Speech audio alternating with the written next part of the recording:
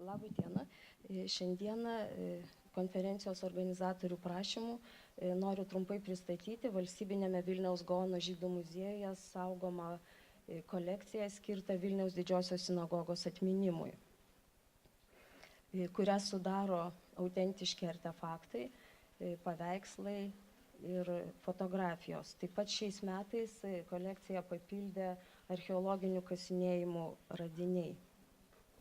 Svarbu tai, kad kiekvienas mūsų kolekcijoje saugomas eksponatas yra tarytum atskiras pasaulis, turinti savo unikalią istoriją, kurios atskleidimas padeda mums nusikelti laike ir apsilankyti žydiškajame Vilniuje, kurio nebėra.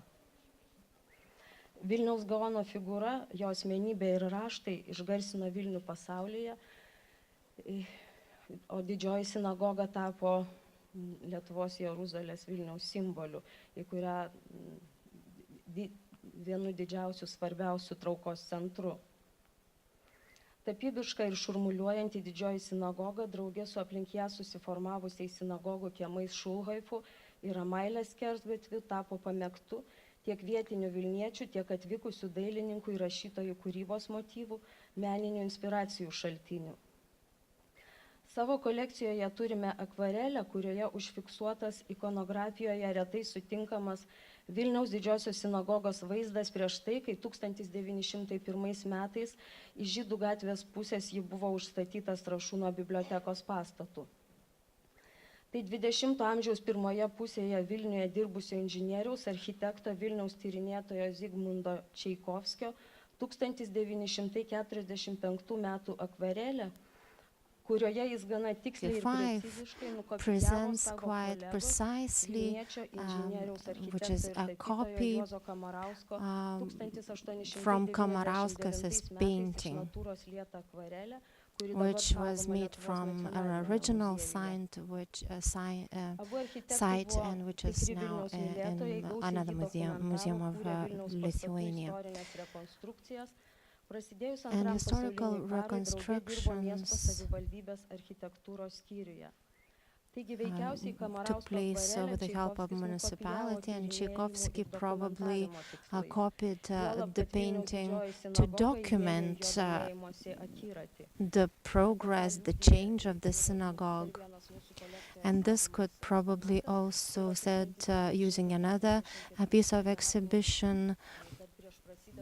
It's 1945, before Vilnius was attacked, and this is a painting or drawing by Tchaikovsky with the library in front of it, Strašūnų library in front of it.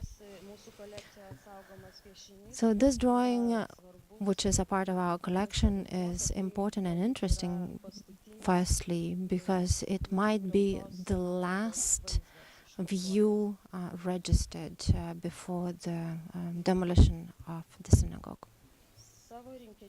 destruction of the synagogue.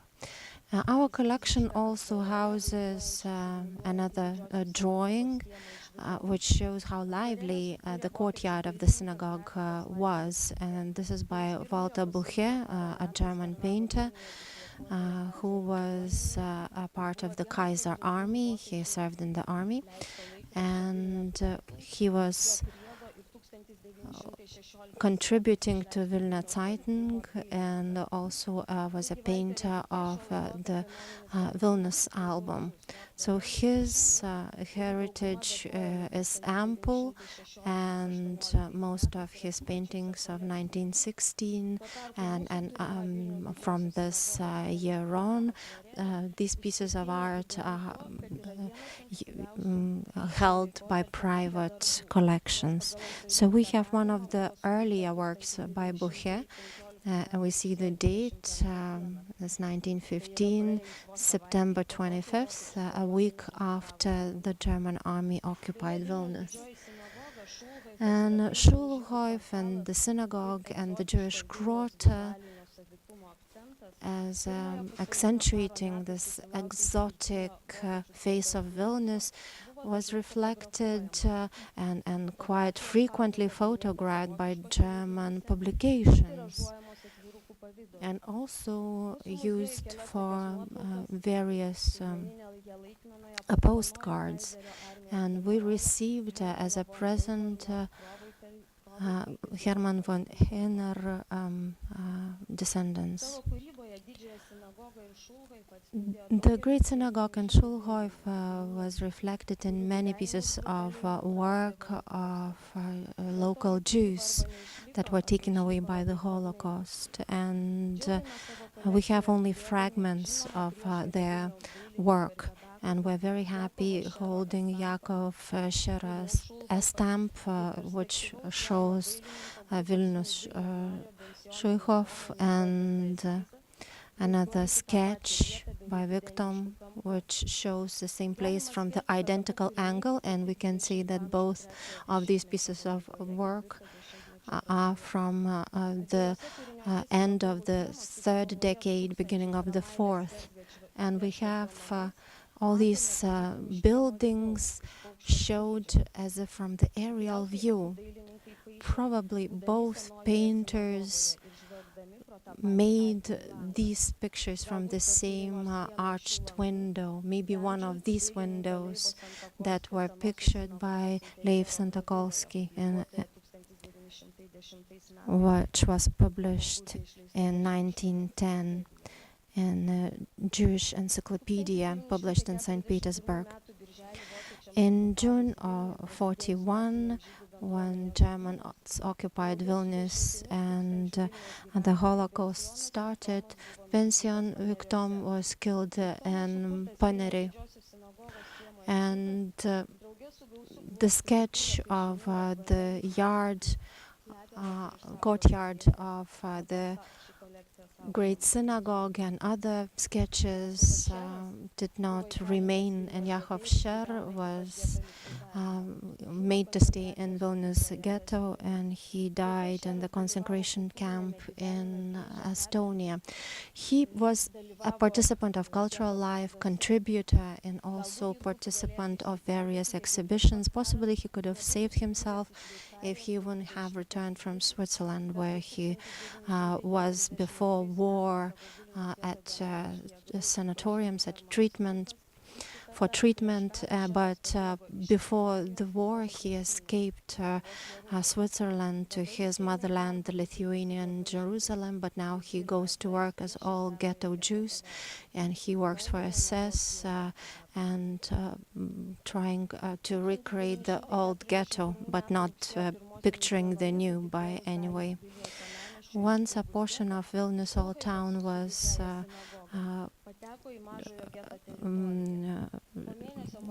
boarded, basically, or marked for Jews. Hermann Kruk, in his diary, writes that before the December 41, from Schulhof Synagogue and Strashun Library, a part of the valuables were saved, including the printed valuables.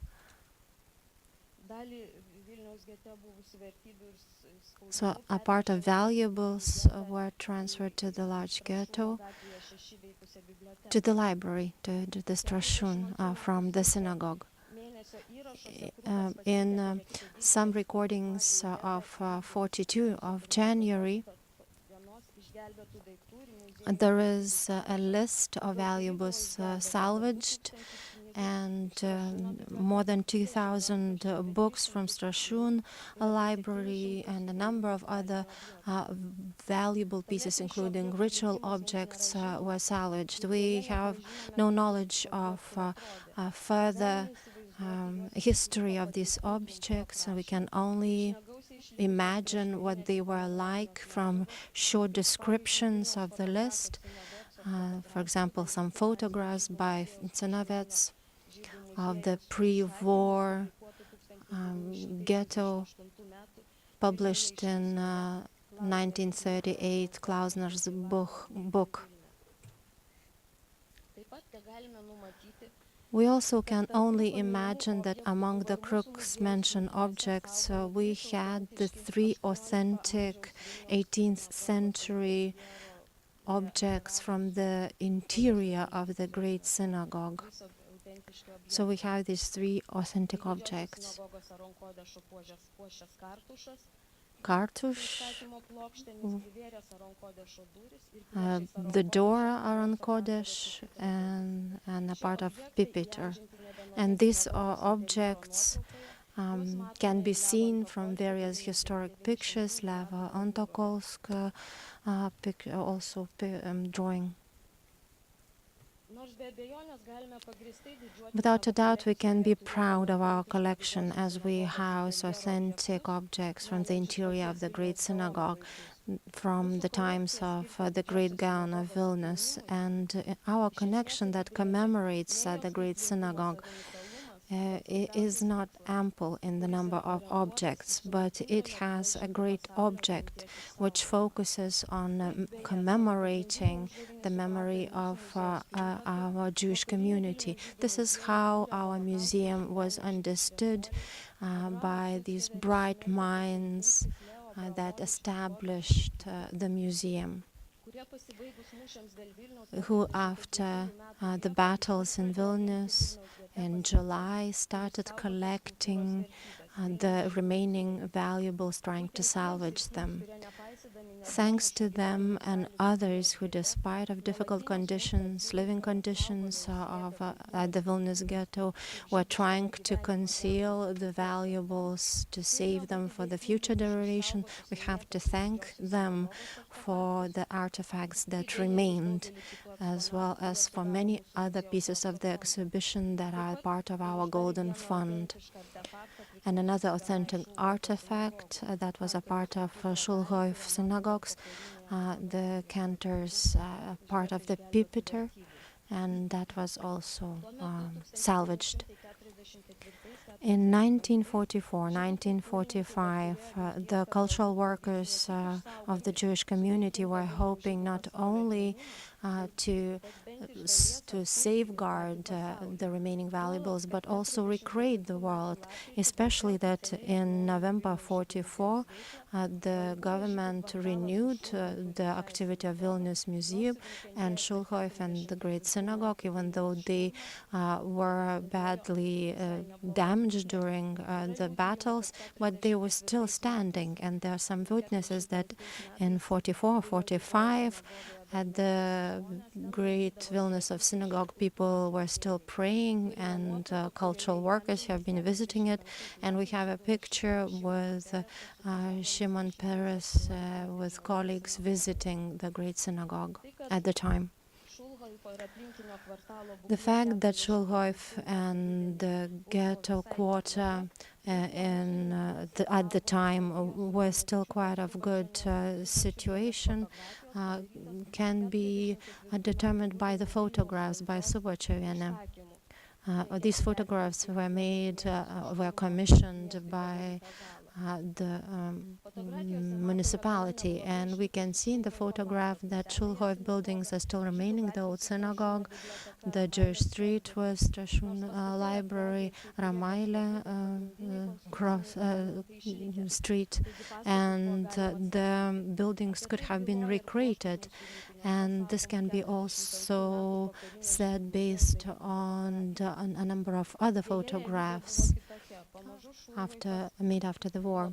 However, the reality was different, and Shulhof was destructed, and the old wall of the synagogue was demolished, and we can see it from the photograph where the Torah scrolls were buried. And we can see that the wall that remained in 44 later was demolished. In 46, from photographs of 46, we see that Strashun Library was demolished. Then Gaon Synagogue. Shulhof and synagogue demolishment process was registered by some of the photos and pictures, and we have the Vilnius ghetto etudes. And this painter spent time abroad, and upon his return he no longer found what he left, no more relatives, and his city demolished. And wanting to leave a witness of the destruction, Chvolas photographed and painted the destruction process, and for a number of years he was returning to the synagogue to basically register the situation. And his brother wrote that Raphael was walking about these demolished walls and was trying to paint every day without getting tired, month by month, trying to make sure that he leaves behind the witness of the events. Seeing Schulhof being demolished, the after-war Jewish museum workers in 45 and 46 addressed the government, and we have a number of documents from the archive of the cultural department. We have the originals on the slide. In 1946, in the second letter addressed to the Architectural Commission, Gutkovich and other members indicate that the state of the synagogue deteriorated over the year, that it's getting molded and is falling apart. And the letter is asking to include the building of the synagogue into the list of heritage buildings and help to glaze windows and to build a roof. And after that letter, the synagogue had a plaque saying that it was the building protected by the government. However, that was the only attempt. No other efforts to restore or preserve the synagogue were made, and later the building was closed, and in 45. And then in 53, we had the approval of Vilnius reconstruction detailed plan, which anticipated the demolition of the synagogue. Therefore, Schulhof and the synagogue were taken off the face of the city. However, the image that is so intertwined with many hundred years of the local Jewish community remains the spiritual center that attracts the descendants of the Litvaks from around the world. Schaffer's gifted painters received by Vilnius Gaon descended Lavkovsky paintings. We see Schulhof with a great synagogue of Vilnius, and it's interesting that this building was made after the war. It's 1945, as we see, so it was created quite similar time when Chvolas worked.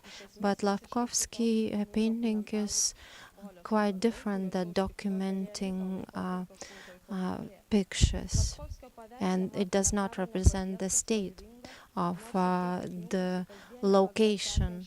And we see still existing, living part of the Jewish quarter with the synagogue and the library, but knowing that it's 1949 and realistic material, historic material, makes us think why this decision was made by the painter. But when you will look at the figures in the painting, people having no face and looking quite sad and depressed, looking at them, you see as if they represent some shadows coming from the past into the place that no longer exists. And Lavkovsky, who returned from Siberia, maybe wanted to picture that. In 1958, upon his leaving to Israel, he continued painting Vilnius with living Shuighoif and this living, vivid synagogue that remained in his memory. But he would always leave some shadows of the world that happened. Living in Israel, the painter refused selling his pictures because they're reflecting this immense pain. In Ramat Gan in Israel, David Lapkovsky Museum was open, and there is Lapkovsky project that is going on that aims to witness the Holocaust. This is how the dream of the painter came alive, to witness about the past, talking about it with the hope for the future. And this David Lakovsky is a symbol of his aim when he traveled half of the world in 1958 together with his friend leaving to Israel, in 63 leaving to the United States, and being one of Vilnius, the great Gaon of Vilnius descendants. In the same box, then he was sent from Haifa to New York. So this picture of the synagogue remains one of the most important symbols of the Jewish identity. Thank you very much.